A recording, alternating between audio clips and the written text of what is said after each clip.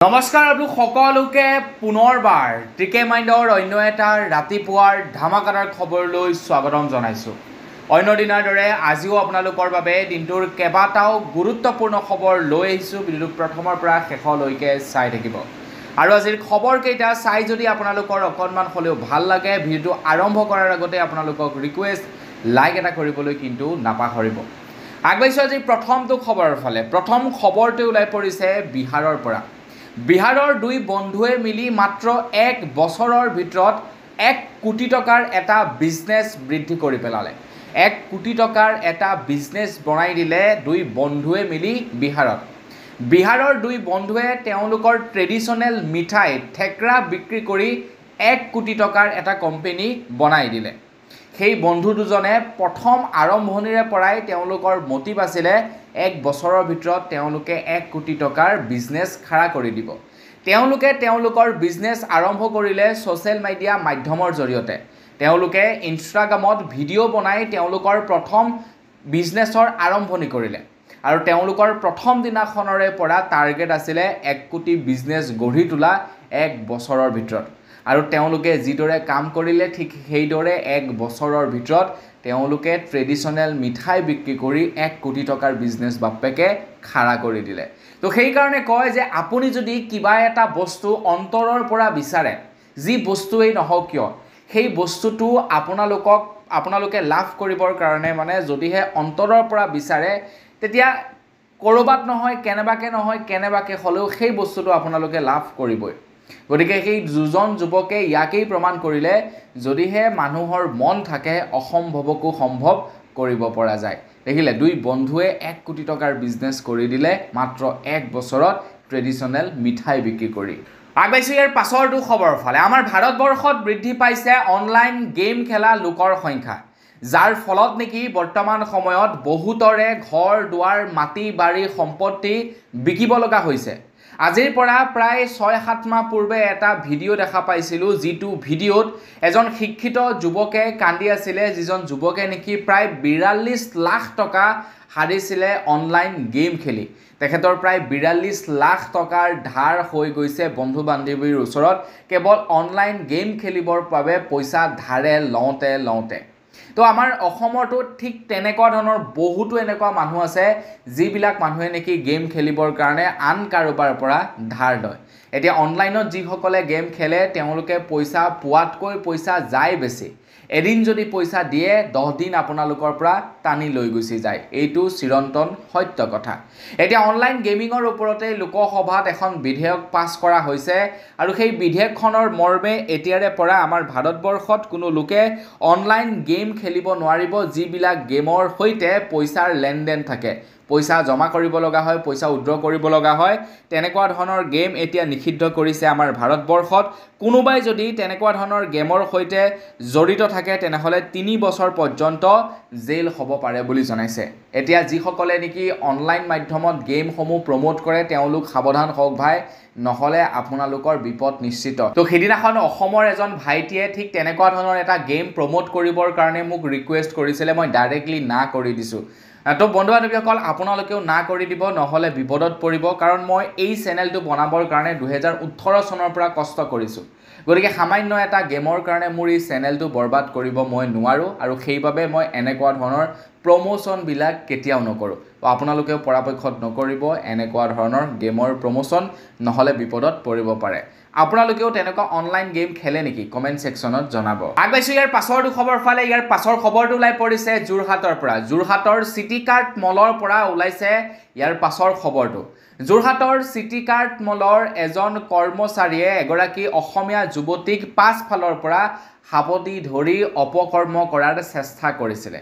তাৰ পাছতেই সেই যুৱতীগৰাকীয়ে এই গোটেই ঘটনাটোৰ সম্বন্ধে বীৰ লাচিত সেনাৰ ওচৰত কমপ্লেইন কৰে, আৰু বীৰ লাচিত সেনাই অসম পুলিচ লগত আনি সেই যুৱকজনক বৰ বেয়াকৈ মাৰধৰ কৰে। আৰু মোৰ মতে ঠিকেই কৰিছে, বেয়া কাম কৰা নাই। অসমীয়া যুৱতীৰ গাত যোনেই এনেকৈ হাত দিবলৈ চেষ্টা কৰিব, সেয়া হিন্দুৱেই হওক বা সেয়া মুছলমানেই হওক, তেওঁলোকক মোৰ মতে এৰি দিয়াটো একেবাৰেই ভুল কথা হ'ব। তো তেওঁলোকক পালেই মুঠতে গৰু পিতন দিব লাগে, যাতে ভৱিষ্যতলৈ অসমীয়া যুৱতীৰ গাত কোনো যুৱকেই হাত দিবলৈ ভয় কৰে। তো যুৱতীগৰাকীয়ে কোৱা অনুসৰি ছাৰে মোক পাছফালৰ পৰা সাৱটি ধৰিছে। যোৰহাটৰ চিটি কাৰ্ড শ্বপিং মলত ভয়ংকৰ কাণ্ড সংঘটিত হৈছে এগৰাকী অসমীয়া কৰ্মচাৰীৰ সৈতে। বহিৰাগত ষ্ট'ৰ মেনেজাৰ অপকৰ্মৰ চেষ্টা। বীৰ লাচিত সেনা অসম আৰু দল সংগঠনৰ ৰোষৰ বলি হ'ল অভিযুক্ত মেনেজাৰজন। আৰক্ষীয়ে উদ্ধাৰ কৰি আটক কৰিছে মেনেজাৰজনক। এতিয়া জেলৰ ভাত খাবগৈ লাগিব। তো এনেকৈয়ে মোৰ মতে শিক্ষা দি থাকিব লাগে আমাৰ জাতীয় দল সংগঠনসমূহে অনা অসমীয়াসকলক, নহ'লে তেওঁলোকৰ অটপালিটো অকণমান বাঢ়ি গৈছে। আগবাইছোঁ ইয়াৰ পাছৰটো খবৰ ফালে। কাৰ্বি আলঙত প্ৰায় ৩,০০০ বিঘা মাটি আদানীক দি দিছে অসম চৰকাৰে। অসম চৰকাৰে কাৰ্বি আলঙত ৩,০০০ বিঘা মাটি দিছে। গুৱাহাটী উচ্চতম ন্যায়ালয়েও আচৰিত হৈ পৰিছে মুখ্যমন্ত্ৰী হিমন্ত বিশ্ব শৰ্মাদেৱৰ এই কৰ্মকাণ্ডক। গুৱাহাটী উচ্চতম ন্যায়ালয়ৰ ন্যায়াধীশে কৈছে যে মন্ত্ৰী হিমন্ত বিশ্ব শৰ্মাদেৱে এনেকুৱা ধৰণৰ কাম কিয় কৰিলে।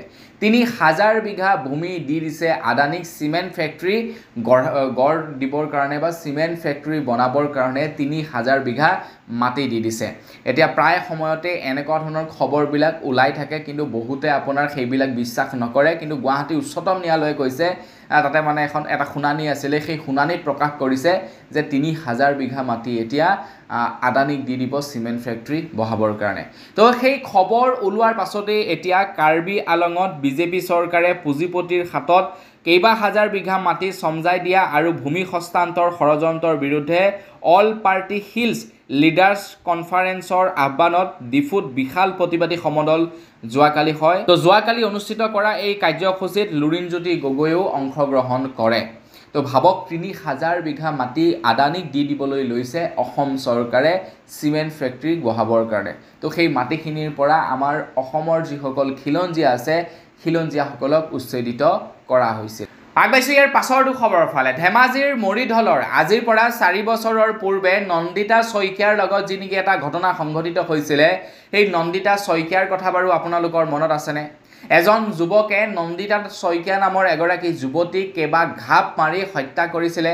সেই খবৰটোৰ সম্পৰ্কে বাৰু আপোনালোকৰ মনত আছেনে? তো যোৱাকালি ৪ বছৰৰ অন্তত ধেমাজি জিলা সত্ৰ ন্যায়াধীশৰ আদালতে মৰিধল মহাবিদ্যালয়ৰ যিগৰাকী ছোৱালীৰ হত্যা কৰিছিলে ৰিণ্টু শৰ্মা নামৰ এজন যুৱকে, তো তেখেতক দোষী সাব্যস্ত কৰিছে আৰু ভাৰতীয় দণ্ডবিধিৰ ৩৪১, ৩২৬, ৩০৭, ৩০২ ধাৰাৰ অধীনত দোষী সাব্যস্ত কৰিছে ৰিণ্টু শৰ্মাক। বৃহস্পতিবাৰৰ দিনাখন আদালতে হত্যাকাৰী ৰিণ্টু শৰ্মাৰ বিৰুদ্ধে ঘোষণা কৰিব শাস্তি। এতিয়া তেখেতক মানে কেনেকুৱা ধৰণৰ শাস্তি দিয়া যায়, তেখেতে যিহেতু মাৰ্ডাৰ কৰিছে, তো তেখেতক যাৱজ্জীৱন কাৰাদণ্ড দিয়ে নে অন্য কিবা মৃত্যুদণ্ড দিয়ে, তো এই সম্পৰ্কে আমি বৃহস্পতিবাৰৰ দিনাখন গম পাম। বৃহস্পতিবাৰৰ দিনাখন তেখেতৰ ওপৰত মানে কি শাস্তি হ'ব সেয়া ঘোষণা কৰা হ'ব। তো তেতিয়ালৈকে মোৰ চেনেলটো ছাবস্ক্ৰাইব কৰি ৰাখক, যদিহে আপোনালোকে ধেমাজি মৰিধলৰ সেই ছোৱালীগৰাকীৰ বিষয়ে বা ছোৱালীগৰাকীয়ে ন্যায় পালে নে নাপালে সেই সম্পৰ্কে জানিব বিচাৰে। আগবাইছোঁ ইয়াৰ পাছৰটো খবৰ ফালে। আমাৰ ভাৰতবৰ্ষৰ প্ৰায়বিলাক ৰাস্তা বৰ্তমান সময়ত জৰাজীৰ্ণ অৱস্থাত পৰি আছে। প্ৰায়বিলাক ৰাস্তাতে গাঁত দেখিবলৈ আপোনালোকে পাব। সেয়া গাঁৱলীয়া ৰাস্তাই হওক বা সেয়া নেশ্যনেল হাইৱে হওক কিয়, নেশ্যনেল হাইৱেটো প্ৰকাণ্ড গাঁত। বেলেগৰ কথানো কি ক'ম, আমাৰ লালুকৰ মাজেৰে যিটো নেশ্যনেল হাইৱে গৈছে, সেই নেশ্যনেল হাইৱেটোৰে প্ৰকাণ্ড গাঁত। এতিয়া বাৰু অকণমান মেৰামতি কৰিছে, কিন্তু আজিৰ পৰা এমাহৰ পূৰ্বে মাছ মেলিব পৰা হৈ আছিলে নেশ্যনেল হাইৱেত। তো আপোনালোকৰ ফালৰো হয়তো তেনেকুৱা ধৰণৰে হ'ব পাৰে, বা অসমৰ বাহিৰৰ নেশ্যনেল হাইৱেবিলাকতো ঠিক তেনেকুৱা ধৰণৰে। কিন্তু নেশ্যনেল হাইৱেবিলাকত আপোনালোকে দেখিবলৈ পাব টোল গেট। নেশ্যনেল হাইৱেবিলাকে টোল গেটৰ টেক্স লয় ৰাস্তা মেৰামতি কৰিবৰ কাৰণে, কিন্তু চৰকাৰে নেশ্যনেল হাইৱেত টোল টেক্স লৈ ৰাস্তা মেৰামতি নকৰে, বৰঞ্চ টোল টেক্স বৃদ্ধিহে কৰি গৈ থাকে। এতিয়া উচ্চতম ন্যায়ালয়ে নিৰ্দেশনা প্ৰদান কৰিছে যে জৰাজীৰ্ণ ৰাষ্ট্ৰীয় ঘাইপথত টোল কৰ দিবলৈ বাধ্য কৰাব নোৱাৰিব। গাঁত যান জঁট থাকিলেও ৰাষ্ট্ৰীয় ঘাইপথত টোল কৰ দিবলৈ বাধ্য কৰিব নোৱাৰিব। যান জঁট আবদ্ধ যাত্ৰীক ক্ষতিপূৰণহে দিব লাগিব বুলি জনাইছে। ৰাষ্ট্ৰীয় ঘাইপথ কৰ্তৃপক্ষ টোল কৰ সংগ্ৰহকাৰী সংস্থাক কঠোৰ সকিয়নিৰে উচ্চতম ন্যায়ালয়ৰ নিৰ্দেশনা জাৰি কৰা হৈছে। তো আপোনালোকে যদি এতিয়াৰে পৰা কৰবালৈ যায় আৰু আপোনালোকে যোৱাৰ অৱস্থাত যদি আপোনালোকে ৰাস্তাটো জৰাজীৰ্ণ দেখা পায়, গাঁত পথ দেখা পায়, যদি ৰাস্তাটো বেয়া দেখা পায়, ডাইৰেক্টলি আপোনালোকে টোল কৰ নিদিওঁ বুলি কৈ দিব। কাৰণ উচ্চতম ন্যায়ালয়ে এই নিৰ্দেশনা জাৰি কৰিছে যে আপোনালোকে যিটো ৰাস্তাৰে গৈছে সেই ৰাস্তাটো যদি বেয়া থাকে আৰু তাতে যদি টোল গেট থাকে, তো টোল গেটত আপোনালোকে টোল টেক্স নিদিওঁ বুলি ক'লেও আপোনালোকৰ পৰা জোৰ জবৰদস্তি টোল টেক্স ল'ব নোৱাৰিব। কাৰণ সেই ৰাস্তাটো মেৰামতিয়ে কৰা নাই চৰকাৰে, গতিকে আমি টোল টেক্স কিয় দিম? তো আপোনালোকে নিদিওঁ বুলি ক'লে নিদিব পাৰে। আগবাইছোঁ ইয়াৰ পাছৰটো খবৰৰ ফালে। লোকসভাৰ অধিৱেশন চলি আছে। লোকসভাৰ অধিৱেশন চলি থকাৰ মাজতেই যোৱাকালি গৃহমন্ত্ৰী অমিত শ্বাহ ডাঙৰীয়াদেৱে প্ৰায় 3খনকৈ নতুন বিল সংশোধন কৰিবৰ কাৰণে উত্থাপন কৰে।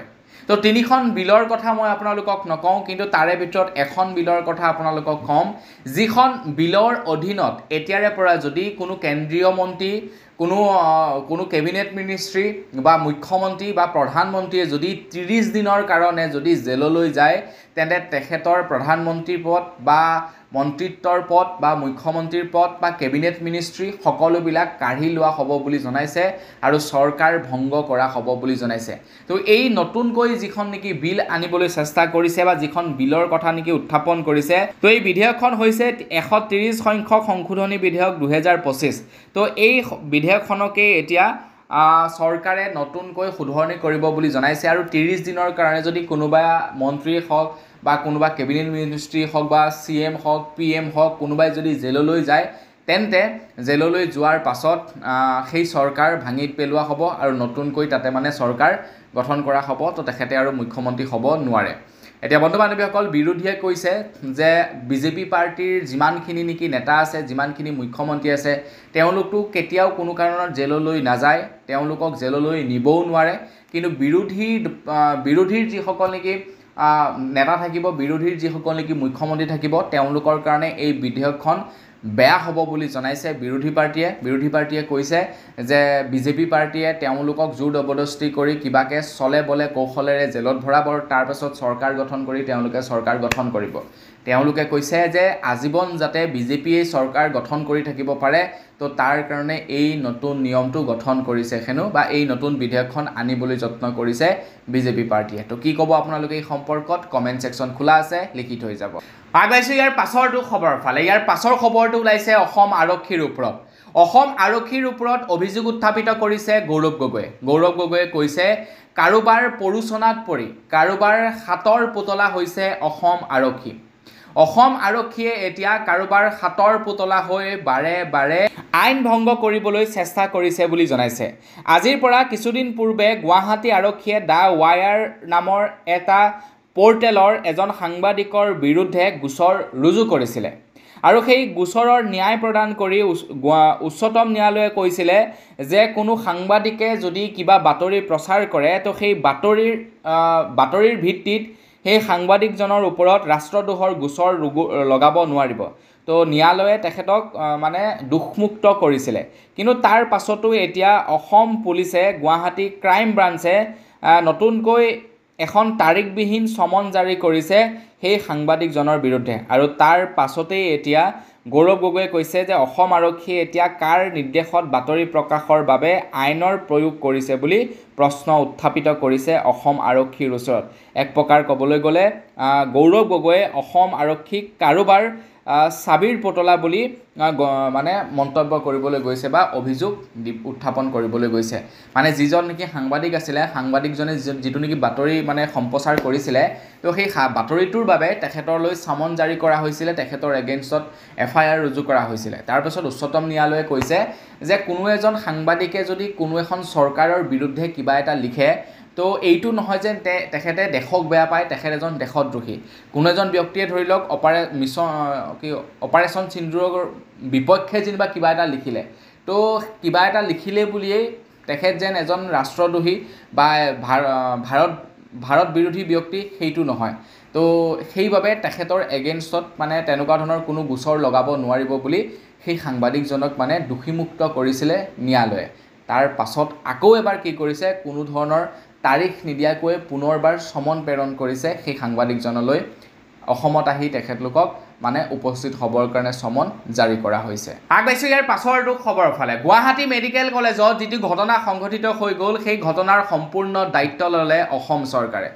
অসমৰ মুখ্যমন্ত্ৰী ডক্টৰ হিমন্ত বিশ্ব শৰ্মাদেৱে কৈছে যে তেখেতৰ ভুলৰ কাৰণে সেই ঘটনাটো হ'বলৈ পাইছে আৰু পৰিয়ালবৰ্গৰ ওচৰত ক্ষমা বিচাৰিছে অসমৰ মুখ্যমন্ত্ৰী ডক্টৰ হিমন্ত বিশ্ব শৰ্মাদেৱ আৰু লগতে মন্ত্ৰী হিমন্ত বিশ্ব শৰ্মাদেৱে GMCHৰ অধ্যক্ষকো ক্ষমা খুজিবৰ কাৰণে নিৰ্দেশনা প্ৰদান কৰিছে।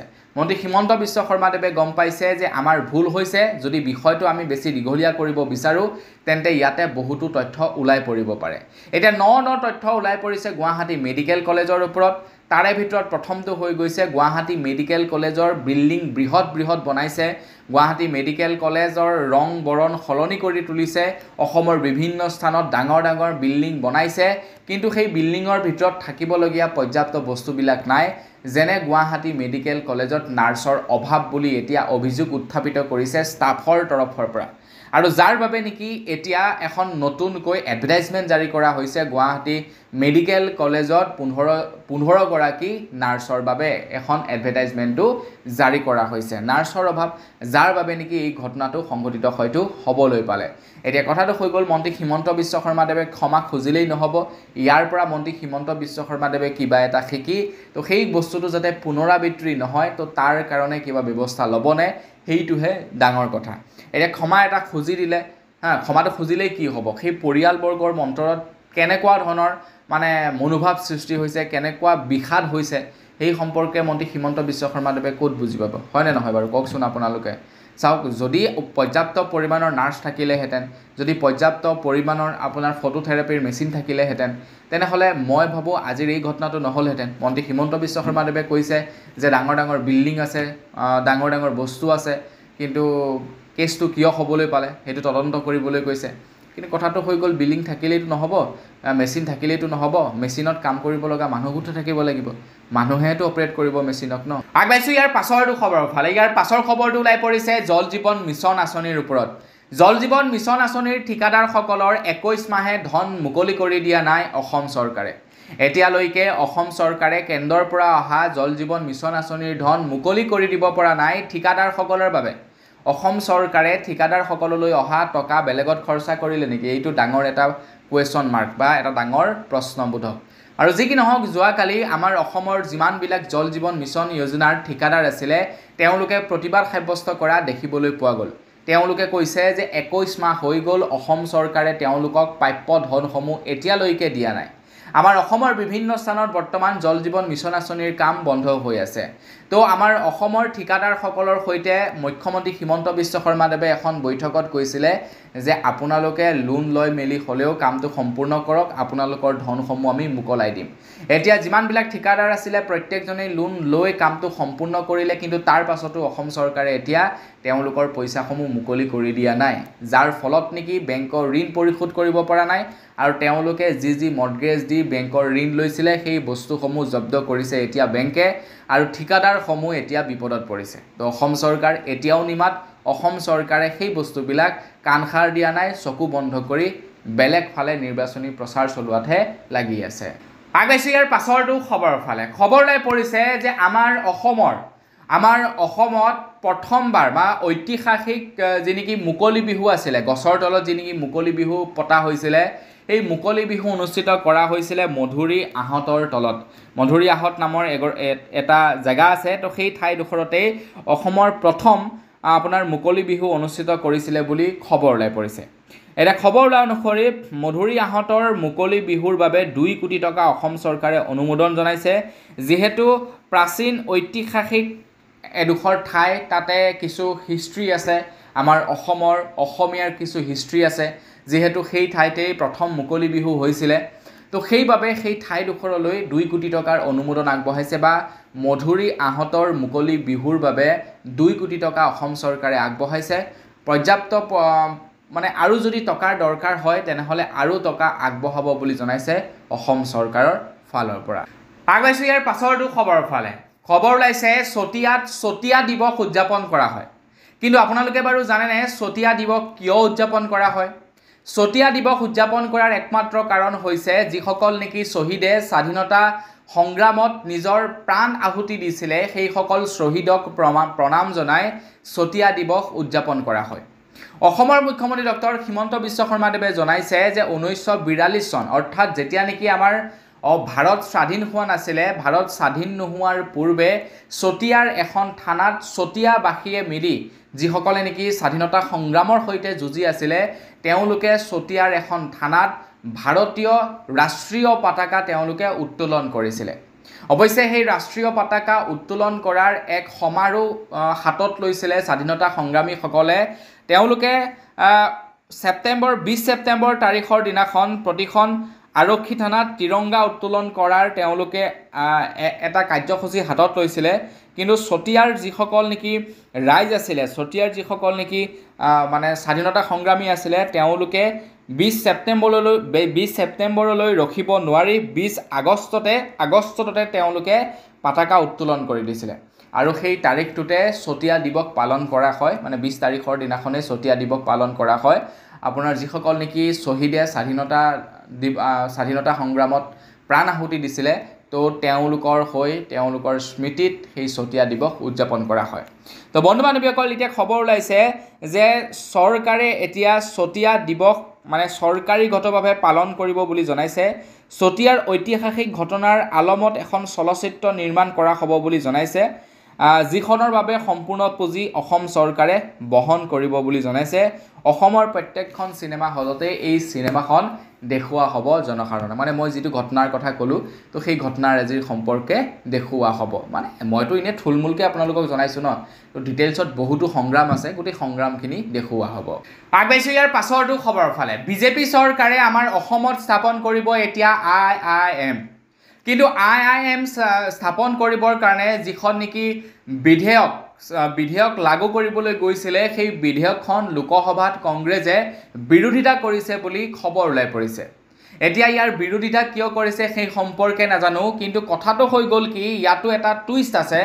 যিখন নেকি বিধেয়ক গৃহীত কৰিবলৈ গৈছে, যিখন বিধেয়কত নেকি আমাৰ অসমৰ বাবে 550 কোটি টকা দিয়াৰ কথা উল্লেখ কৰিছে IIM স্থাপন কৰিবৰ কাৰণে। তো অৱশ্যে তেওঁলোকে সেই IIM স্থাপন কৰাৰ 500 কোটি টকা সন্নিৱিষ্ট থকা যিখন নেকি বিধেয়ক, সেই বিধেয়কখনৰ বিৰোধিতা কৰিছে।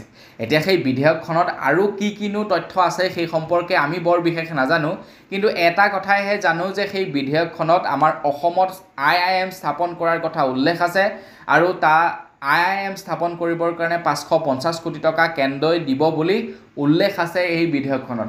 বাকী কেনেকুৱা ধৰণৰ টাৰ্ম এণ্ড কণ্ডিশ্যন বা কি কথা উল্লেখ আছে সেই সম্পৰ্কে নাজানো, যিহেতু হয়তো বিৰোধী পাৰ্টিয়ে জানে আৰু সেইবাবে হয়তো তেওঁলোকে সেই বিধেয়কখন গৃহীত হ'বলৈ দিয়া নাই। সেই বিধেয়কখনৰ তেওঁলোকে যোৱাকালি অপ'জ কৰা দেখিবলৈ পোৱা গৈছে, সেই বিধেয়কখনৰ বিৰোধিতা কৰা দেখিবলৈ পোৱা গৈছে। তো অসম চৰকাৰেতো ডাইৰেক্টলি কৈছে যে তেওঁলোকে IIM স্থাপন কৰিবলৈ নিদিয়ে অসমত, কিন্তু মোৰ হিচাপত চাগে IIM স্থাপন কৰিবলৈ কিয় নিদিব, নিশ্চয় দিব। কিন্তু যিখন নেকি বিল আছে, যিখন বিধেয়ক নেকি আনিব বিচাৰিছে সেই বিধেয়কখনৰ চাগে কংগ্ৰেছে বিৰোধিতা কৰিছে, আৰু সেই বিধেয়কখন বিৰোধিতা কৰা মানে আপোনাৰ IIM স্থাপন কৰাৰ ক্ষেত্ৰতো বিৰোধিতা কৰা একেই কথা হয়। আগবাঢ়িছোঁ ইয়াৰ পাছৰটো খবৰ ফালে। ইয়াৰ পাছৰ খবৰটো ওলাই পৰিছে উত্তৰাখণ্ডৰ পৰা। উত্তৰাখণ্ডৰ চৰকাৰে ঘোষণা কৰিছে যে উত্তৰাখণ্ডত 2026 চনৰ 1 জুলাই তাৰিখৰ পৰা সম্পূৰ্ণৰূপে বন্ধ হ'ব মাদ্ৰাছা বোৰ্ড।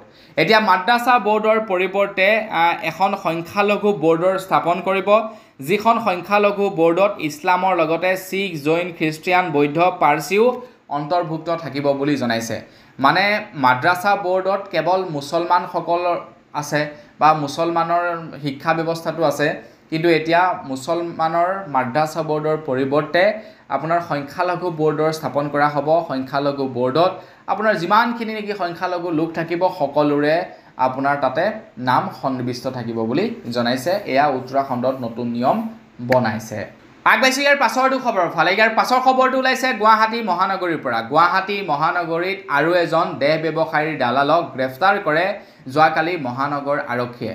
প্ৰথমে এখন ইউনিচেক্স চেলুন খোলে, তাৰ পাছত যুৱতীক চাকৰিৰ বাবে মাতি আনে, প্ৰথমে মাছাজ কৰিবলৈ দিয়ে, তাৰ পাছত দেহ ব্যৱসায়ীৰ ঘাটিত তেওঁলোকক ব্যৱসায়ীৰ কামত তেওঁলোকক লগাই দিয়ে। আৰু তেনেকুৱা ধৰণৰে এজন মালিক দালালক গ্ৰেফতাৰ কৰে যোৱাকালি অসম আৰক্ষীয়ে। আগবাঢ়িছোঁ ইয়াৰ পাছৰটো খবৰ ফালে। ইয়াৰ পাছৰ খবৰটো ওলাই পৰিছে শোণিতপুৰ ঢেকীয়াজুলিৰ পৰা। এইবাৰ মিয়াৰ ঘৰত বুলডোজাৰ চলা নাই, এইবাৰ বুলডোজাৰ চলিছে অসমীয়াৰ ব্যৱসায়ী প্ৰতিষ্ঠানত। খবৰ ওলাই পৰিছে শোণিতপুৰৰ ঢেকীয়াজুলিত এজন খিলঞ্জীয়াই 20 বছৰ ধৰি এখন দোকান দি আহিছিলে। দোকানখনৰ নাম হৈছে বৰা হোটেল। এতিয়া সেই বৰা হোটেলৰ ওপৰত বুলডোজাৰ চলিছে। বুলডোজাৰ চলিলে সেই বৰা হোটেলৰ ওপৰত আৰু ভাঙি পেলালে সেই হোটেলখন। তেওঁলোকে 20 বছৰ দিনে দোকান কৰি খাই আহিছিলে, তেওঁলোকৰ পৰিয়াল পোহপালন কৰি আহিছিলে। এতিয়া খিলঞ্জীয়াৰ দোকানেই ভাঙি পেলালে বাপ্পেকে অসম চৰকাৰে, যিখন অসম চৰকাৰে নেকি খিলঞ্জীয়াৰ হকে মাত মাতো বুলি কয়, যিখন চৰকাৰে নেকি খিলঞ্জীয়াৰ হৈ কাম কৰোঁ বুলি কয়, এতিয়া সেইখন চৰকাৰে দেখোন খিলঞ্জীয়াৰ ওপৰত মাধমাৰ দিছে। আগবাঢ়িছোঁ ইয়াৰ পাছৰটো খবৰ ফালে। ইয়াৰ পাছৰ খবৰটো ওলাই পৰিছে লখিমপুৰ ডিষ্ট্ৰিক্টৰ পৰা। তো আজি লখিমপুৰ ডিষ্ট্ৰিক্টৰ কেইবাটাও স্থানত কাৰেণ্ট কিন্তু নাথাকে, এইটো মনত ৰাখিব। কাৰেণ্ট অৱশ্যে APDCL ঘোষণা কৰা অনুসৰি 3 ঘণ্টাৰ বাবেহে নাথাকিব, পুৱা 6 বজাৰ পৰা 9 বজালৈকে। কিন্তু আমাৰ লখিমপুৰ ডিষ্ট্ৰিক্টৰ যিমান কেইজন নেকি আপোনাৰ APDCLৰ কৰ্মকৰ্তা আছে তেওঁলোক বিৰাট ভাল। তেওঁলোকে গোটেই দিনটো কাম কৰি দিয়ে, 3 ঘণ্টাৰ কাম তেওঁলোকে গোটেই দিনটো কৰি পেলাই, য'ত যি মানে বেয়া কাম আছে মানে কাম পেণ্ডিং হৈছে চব তেওঁলোকে কমপ্লিট কৰি পেলাই। তো সেইবাবে 3 ঘণ্টা বুলিও যদি কয়, গোটেই দিনটোৱে আমাৰ লখিমপুৰ ডিষ্ট্ৰিক্টত কাৰেণ্ট নাথাকে। গতিকে আপোনালোকে যদিও লখিমপুৰ ডিষ্ট্ৰিক্টৰ পৰা ভিডিঅ'টো চাই আছে, মোবাইল চবাইলত যদি চাৰ্জ নাই তেন্তে চাৰ্জ দি ৰাখিব। আপোনাৰ মানে 3 ঘণ্টাৰ বাবে অহাকালিলৈ কিন্তু কাৰেণ্ট নাথাকে লখিমপুৰত। আগবাঢ়িছোঁ একেবাৰে শেষৰটো খবৰ ফালে। একেবাৰে শেষৰ খবৰটো ওলাই পৰিছে কংগ্ৰেছৰ ভূপেন বৰাৰ ওপৰত। ভূপেন বৰাৰ সভাপতিৰ পদ বৰ্তমান নাইকিয়া হ'ল। তো তেখেত বৰ্তমান এজন বিজেপিৰ কংগ্ৰেছৰ কৰ্মকৰ্তা। তেখেতৰ ওচৰত বৰ্তমান সভাপতিৰ পদ নাই, সভাপতিৰ পদ গৈছে এতিয়া গৌৰৱ গগৈৰ হাতলৈ।